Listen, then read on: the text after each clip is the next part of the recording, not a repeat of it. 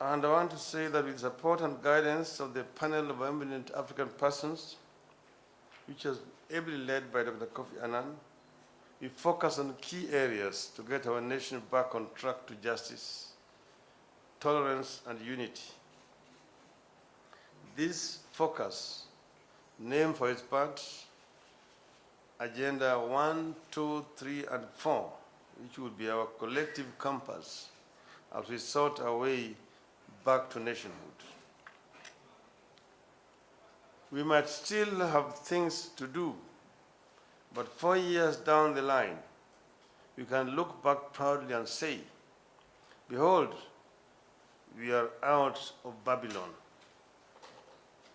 We have more to celebrate than to regret. In particular, on August 27th last year, Kenyans chose a new and progressive future. A free, fair, and popular referendum ushered in a new constitution, opening up a new era for our country and providing a blueprint for this generation's hopes. 15 months later, we know that the mere adoption of a new constitution will not solve all Kenya's problems. Unemployment remains high, and grinding poverty continues to be a savage presence in millions of homes. The continued existence of internally displaced persons remains a gaping wound in our conscience. Many post-election violence victims still live in squalid camps dotted across the country. Corruption still blights us, and the slow pace of reform in key institutions such as the police and the public service reminds us that there are no instant solutions. Yet, ladies and gentlemen, something changed the day we approved the new constitution. On that day, we achieved a fresh sense of what is possible for Kenya. Credit for this goes to very many people. We are eternally indebted to gallant sons and daughters of this nation who, during many years of struggle, committed themselves to achieving the new Kenya. Some paid the ultimate price. We shall never forget them. President Mwai Kibaki also played a very significant role in helping secure peace in 2008 and later in midwifing the new constitution. Ordinary Kenyans have played their part too. Despite many serious daily challenges, they have shown extraordinary resilience and given us the courage and motivation to dare to dream. We are now in the process of implementing the new constitution, something that presents its own complex challenges.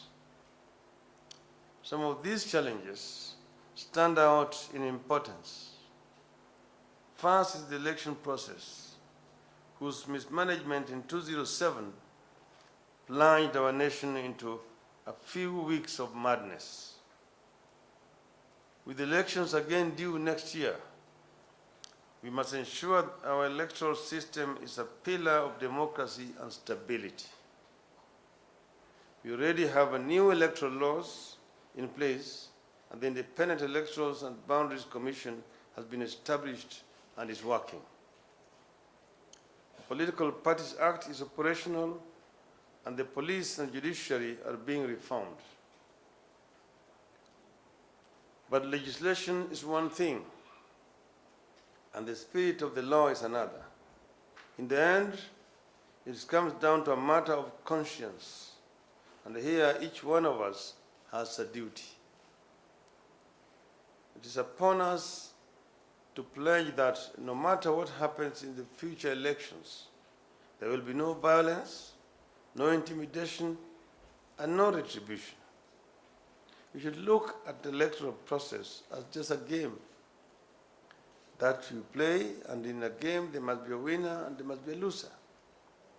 By losing today, that does not mean that we will not be a winner tomorrow. We must rise above narrow sectarian interests. We must end public anxiety about the date of next year's general elections. And we must do our duty and define the electoral boundaries in good time so that the public can identify suitable leaders well in advance of the polls. Our second test of our maturity and progress will be the implementation of the devolution process. The idea of devolution is to facilitate local ownership of infrastructure, such as roads, irrigation, schools, and hospitals, investing in local solutions to local problems. Recently, we have witnessed disagreement between two ministries regarding the sharing of resources between the national and county levels of government. The disagreement symbolizes the tension between the old and the new. It is the difference between keeping control at the center and empowering local communities. But there are no two ways about it. The new constitution promises that the people themselves will decide how to invest their region's share of the national cake. And that is what we must ensure, because in doing so, we will be able to deal with the disparities in development which has characterized our country since independence. We will be able to deal decisively with this issue of equity in sharing of the national cake. The third issue we must confront is negative ethnicity. The violence of 2007 and 2008 had an ugly ethnic face. 4 years on, continuing ethnic hostility means that some people can still neither return to their previous homes nor find new places of settlement. Thankfully, many Kenyans, especially the youth, have begun to rise above such troubled thinking. Young people are concerned about policies, not leaders or tribes. This is a source of great hope, and we must support them rather than promoting ethnic political alliances whose only outcome will be polarization of the country. Each of us must be a leader in helping to enshrine diversity. We must fly the flag of ethnic tolerance and national unity and ensure that political leaders are held to account. Unity in diversity is the call here. The Constitution guarantees peaceful diversity and we must defend it. Corruption and impunity make up the fourth important issue.